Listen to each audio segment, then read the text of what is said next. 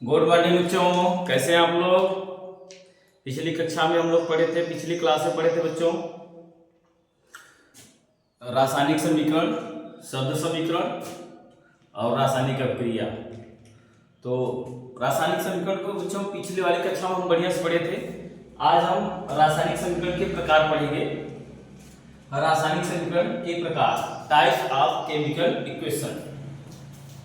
रासायनिक समीकरण मुख्यतः चार प्रकार के होते हैं बच्चों। रासायनिक समीकरण जो होते हैं मुख्यतः चार प्रकार के होते हैं। कौन कौन से होते हैं? संतुलित रासायनिक समीकरण, जिसे हम कहते हैं बैलेंस्ड केमिकल बैलेंस्ड इक्वेशन। संतुलित समीकरण, बैलेंस्ड इक्वेशंस। संतुलित समीकरण माने बैलेंस्ड इक्वेशन। कहते हैं भाई ये चीज बैलेंस है, संतुलित है, दोनों तरफ क्या है? बराबर है। दूसरा क्या है? असंतुलित समीकरण, अनबैलेंस्ड इक्वेशन।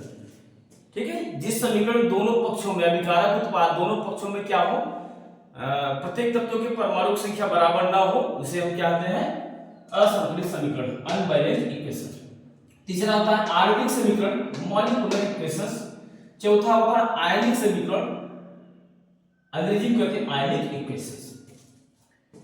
तो बच्चों हम थोड़ा सा शार्ट में पहले इनके बारे में सुनते हैं, समझते हैं, उसके बाद तब फिर हम इसकी विस्तृत व्याख्या करते हैं।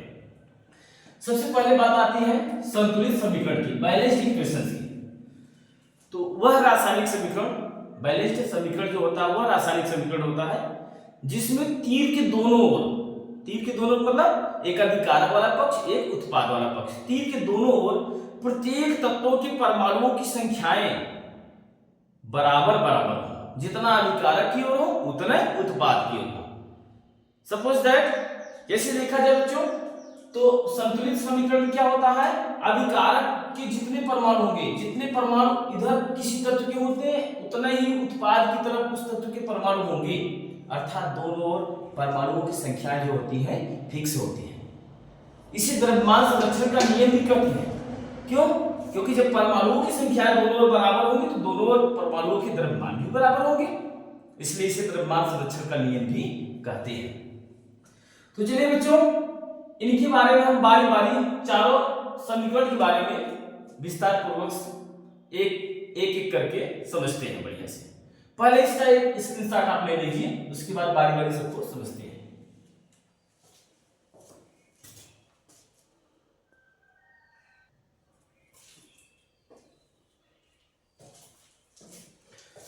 तो बच्चों सबसे पहले हम पढ़ते हैं संतुलित समीकरण, बैलेंस्ड इक्वेशंस। बैलेंस्ड इक्वेशंस के बारे में कहा जाए तो कहा जाएगा वह रासायनिक समीकरण जिसमें अभिकारक तथा उत्पाद दोनों ओर प्रत्येक तत्वों के परमाणुओं की संख्याएं बराबर हो। लिखिए बच्चों,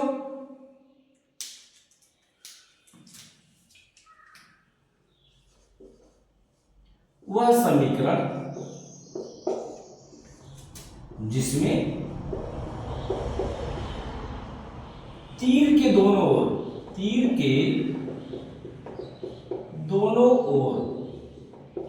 क्या होता है बेटा?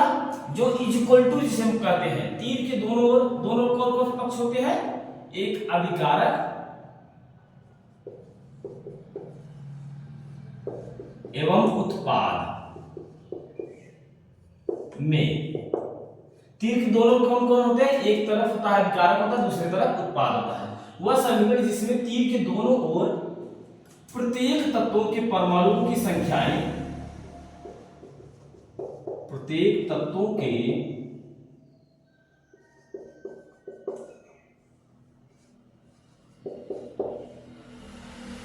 परमाणुओं की संख्याएं बराबर हो,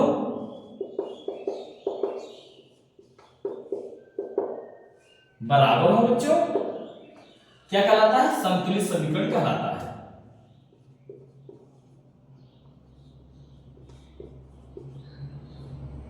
संतुलित समीकरण कहलाता है।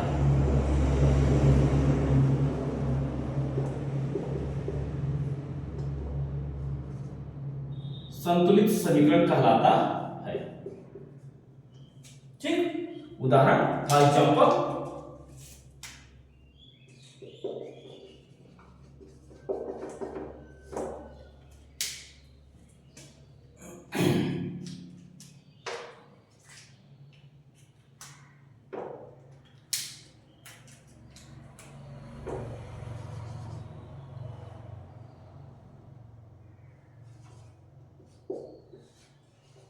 Mg plus O2 MgO। देख क्या है, इधर एक Mg है, दो ऑक्सीजन है, एक Mg एक ऑक्सीजन। इस संतुलित समीकरण का लाइक जो यहाँ दो लिख देते हैं, दो को पूरा कर लेते हैं और यहाँ पर भी दो कर लेते हैं। अब दो ऑक्सीजन इधर है, दो एक का दो ऑक्सीजन इधर है, दो Mg इधर है, दो Mg इधर। यह हुआ संतुलित समीकरण का एक उदाहरण। ये उदाहरण नंबर 1 था। उदाहरण number 2,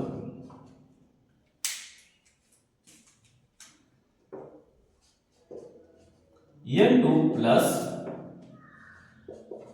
3H2 equal to 2NH3। Nitrogen hydrogen से संयोग करके अमोनिया का निर्माण करता है। नाइट्रोजन हाइड्रोजन से संयोग करके अमोनिया का निर्माण करता है।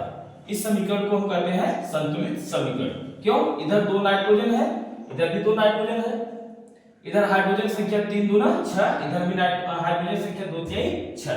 ऐसे समीकरण को हम संतुलित समीकरण कहेंगे। तीसरा उदाहरण देख लेते हैं बच्चों।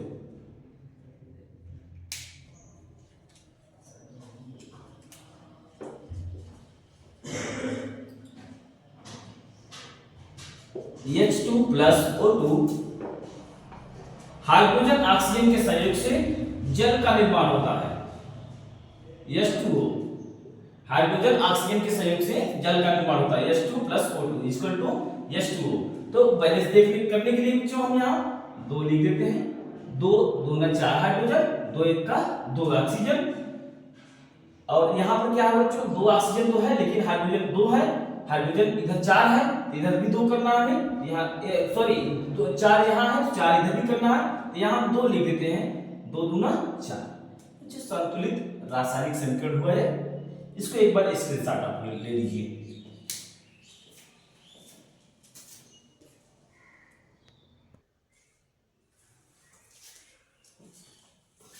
ठीक बच्चों, दूसरा है असंतुलित समीकरण।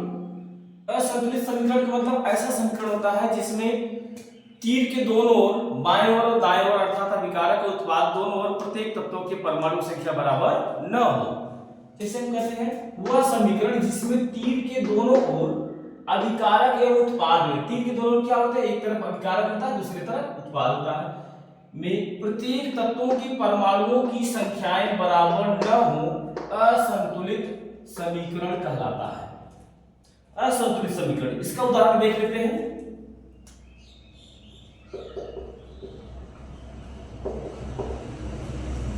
एग्जाम्पल नंबर 1,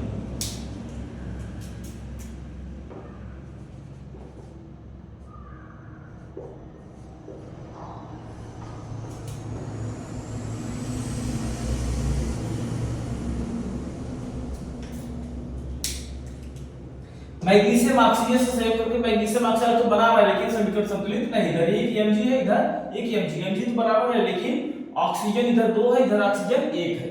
हमने कहा प्रत्येक तत्वों की परमाणु संख्या बराबर न हो, कुछ के बराबर हो सकते हैं लेकिन सभी के बराबर नहीं होगी।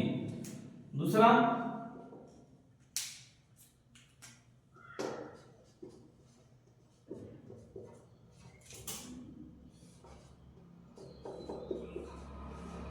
नाइट्रोजन हाइड्रोजन के संयोग से अमोनिया का निर्माण तो हो रहा है लेकिन इधर नाइट्रोजन 2 है, इधर नाइट्रोजन 1 है, हाइड्रोजन इधर 2 है, हाइड्रोजन इधर 3 है, माने दोनों तत्वों के परमाणु संख्या बराबर नहीं है। तो ऐसे समीकरण को हम असंतुलित समीकरण के अंतर्गत रखते हैं, मानते हैं।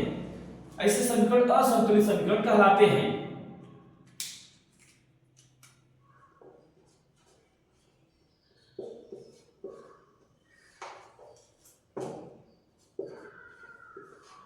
हाइड्रोजन ऑक्सीजन के संयोग से जल का निर्माण तो होता है लेकिन यहाँ पर दो हाइड्रोजन बराबर ऑक्सीजन 2 ऑक्सीजन 1, असंतुलित समीकरण है।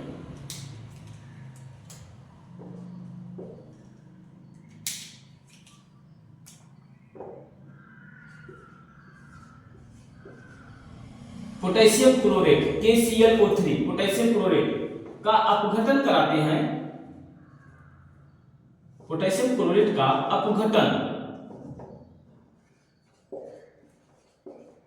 अपघटन कराते हैं तो बनता है KCl प्लस O2। लेकिन बन तो रहा है, तो क्या सभी परमाणु बराबर है? नहीं, K बराबर है, Cl बराबर है, ऑक्सीजन इधर 3 है, इधर ऑक्सीजन क्या है? 2 है। इसलिए ये सब समीकरण क्या कहलाएंगे? असंतुलित समीकरण। एक बार फिर स्क्रीनशॉट ले लीजिए।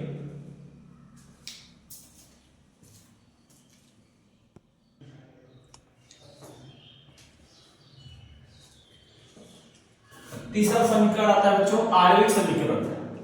आणविक समीकरण में हमने देखा, हम जानते हैं आणविक समीकरण में क्या होता है कि अभिक्रिया के समीकरण के बाएं पक्ष और दाएं पक्ष अर्थात अभिकारक और उत्पाद दोनों प्रत्येक तत्वों के परमाणुओं की संख्याएं जो भी है जैसे भी है, लेकिन वो क्या होंगे? उदासीन अवस्था में होते हैं, उनके ऊपर कोई आवेश नहीं होता है, प्लस आवेश या माइनस आवेश नहीं होता है। तो ऐसे समीकरण को हम आणविक समीकरण कहते हैं।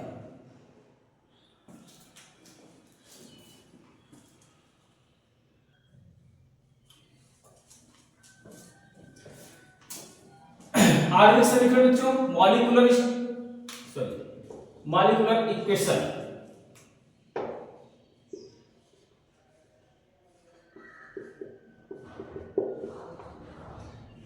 मॉलिक्यूलर इक्वेशन वह समीकरण जिसमें अभिकारक एवं उत्पाद दोनों उदासीन अवस्था में होते हैं, अर्थात इनके ऊपर किसी भी प्रकार का आवेश नहीं होता है, आणविक समीकरण कहलाता है। ठीक है, इसमें अभिक्रिया ऐसे समीकरण में क्या होता है? अभिकारक और उत्पाद जो है दोनों कैसे होते हैं? उदासीन अवस्था में होते हैं, इनके ऊपर कोई आवेश नहीं होता है। उदासीन अवस्था का मतलब होता है जैसे हम कह दे सोडियम परमाणु है तो यह उदासीन अवस्था में है, यह सोडियम आयन है तो ये आयनित अवस्था में होगी, इसके ऊपर एक प्लस आयन है, ये क्लोरीन है तो ये उदासीन अवस्था में है, और ये Cl माइनस आयन है तो क्लोराइड आयन अवस्था में है। तो यही क्या होता है? अभी ऐसे समीकरण में क्या होता है? अभिकारक और उत्पाद दोनों क्या होते हैं? उदासीन अवस्था में होंगे और इनके ऊपर कोई आवेश नहीं होता है। इसको उदाहरण से समझ लेते हैं। Example,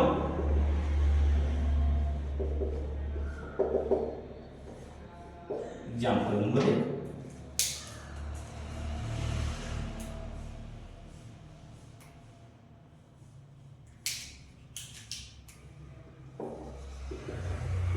AgNO3 silver nitrate plus KCl potassium chloride, तो इनके ऊपर किसी प्रकार के प्लस या माइनस आवेश है? नहीं है, अर्थात ये क्या है? आणविक अवस्था में है, इनको क्या कहते हैं? आणविक अवस्था में, और इनसे बने हुए समीकरण को क्या कहते हैं? आणविक समीकरण। अब Ag रिएक्ट करेगा Cl के साथ और K रिएक्ट करेगा NO3 के साथ, तो बन जाएगा AgCl प्लस KNO3। इसका नाम होता है सिल्वर नाइट्रेट। इसका नाम होता है पोटेशियम क्लोराइड। क्या हो गया? Silver chloride, potassium nitrate. ऐसे समीकरण को हम आणविक समीकरण कहते हैं जिसमें अभिकारक और उत्पाद दोनों आणविक अवस्था में है, आयनिक अवस्था में नहीं है, आणविक अवस्था में है, अर्थात इनके ऊपर कोई आवेश नहीं। They have no any charge,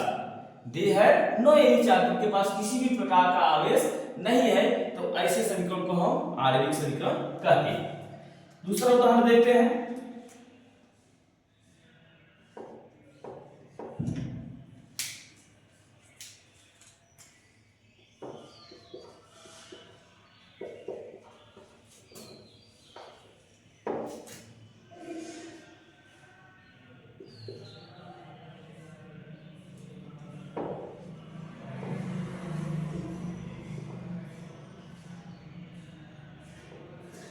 ethylene hydrogen से संयोग करके एथेन अणु बनाता है। एथिलीन हाइड्रोजन से संयोग करके एथेन अणु बनाता है। एथिलीन भी अणु है, हाइड्रोजन भी अणु है और एथेन भी अणु है। तीनों आणविक अवस्था में है, इनके ऊपर किसी भी प्रकार का आवेश नहीं है, अर्थात ऐसे समीकरण को हम आणविक समीकरण कहते हैं।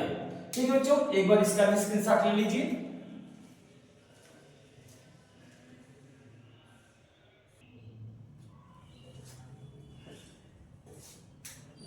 अब बच्चों हम देखते हैं आयनिक समीकरण। आयनिक समीकरण वह समीकरण जिसमें अभिकारक एवं उत्पाद आयनित अवस्था में होते हैं। आयनित अवस्था क्या होता है? अर्थात इनके ऊपर धन या ऋण आयन उपस्थित होते हैं। धन या ऋण आयन उपस्थित होते हैं, धन या ऋण आवेश उपस्थित होते हैं। आयनिक समीकरण कहलाता है। ऐसा कोई समीकरण होगा जिसमें अभिकारक और उत्पाद दोनों आयनित अवस्था में हो, माने उनके ऊपर प्लस या माइनस आवेश हो, धन या ऋण आवेश उपस्थित हो, तो उनसे आयनों से बने हुए, ऐसे आयनों से बने हुए समीकरण को हम आयनिक समीकरण कहते हैं, आयनिक इक्वेशन कहते हैं। उदाहरण के लिए देखते हैं example.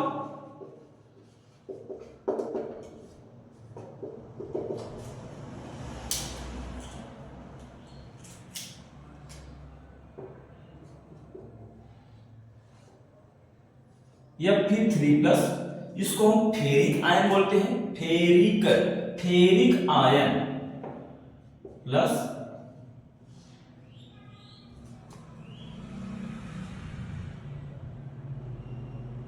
SN2+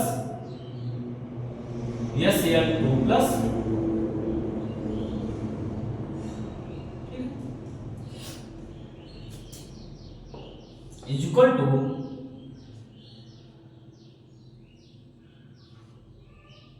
Fe2+ plus SN4+। देखा जाए तो समीकरण संतुलित है। Fe के ऊपर 3+ है, Fe के ऊपर 2+ है, SN के ऊपर 4+ है, SN के ऊपर 2+ है। तो 3 परमाणु की संख्या तो बराबर है बच्चों, लेकिन आयनों की संख्या बराबर नहीं है। 3 2 5 4 2 6 संतुलित समीकरण। लेकिन यहाँ हम संतुलित असंतुलित नहीं पढ़ना, हमें पढ़ना क्या है? आयनिक समीकरण। आयनिक अवस्था में है इनको हम। दूसरा उदाहरण,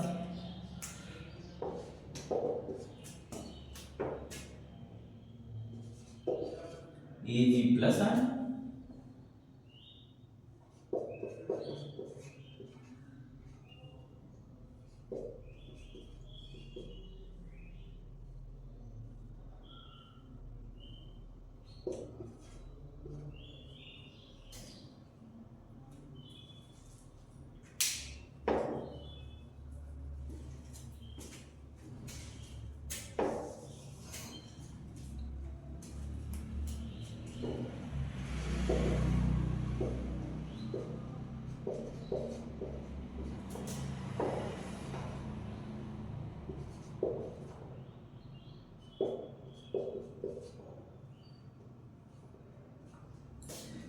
ऐसे समीकरण को आयनिक समीकरण कहेंगे।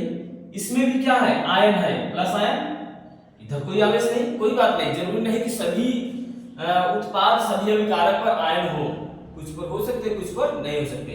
ऐसा नहीं, या सब पर भी हो सकते हैं, लेकिन ऐसे समीकरण को हम आयनिक समीकरण कहते हैं। NO3- NO2-।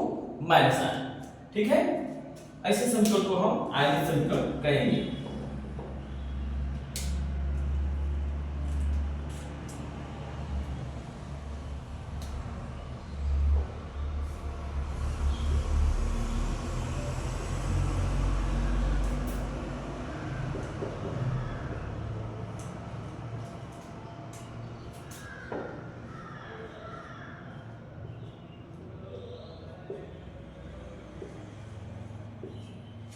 संतुलित असंतुलित नहीं देखना है, हमें केवल ये देखना है यहाँ पर कि समीकरण आयनित अवस्था में है कि नहीं है। तो अभिकारक और उत्पाद जब आयनित अवस्था में होते हैं तो ऐसे समीकरण को हम आयनिक समीकरण कहते हैं। ये है आयनिक समीकरण के उदाहरण। तो बच्चों, आज हम रासायनिक समीकरण के प्रकार पढ़ लिए। रासायनिक समीकरण की परिभाषा पिछले हम वीडियो में पढ़े थे, उसको आप लोग देख लीजिए। और यहाँ पर आज हमने रासायनिक समीकरण के प्रकार पढ़ा, जिसमें रासायनिक समीकरण 4 प्रकार के होते हैं। उसमें संतुलित समीकरण, असंतुलित समीकरण और आयनिक समीकरण, आयनिक समीकरण। संतुलित में क्या होता है? अभिकारक उत्पाद दोनों प्रत्येक तत्वों के परमाणु बराबर होती हैं। और असंतुलित में अभिकारक उत्पाद दोनों प्रकार के, दोनों तत्वों के परमाणु संख्या बराबर नहीं होती है। आणविक समीकरण में अभिकारक उत्पाद दोनों आणविक अवस्था में होते हैं, अर्थात उनके ऊपर कोई आवेश नहीं होता है।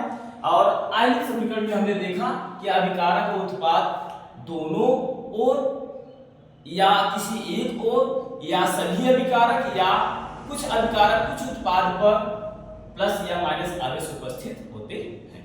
आज का क्लास बच्चों यही समाप्त होता है। जय हिंद।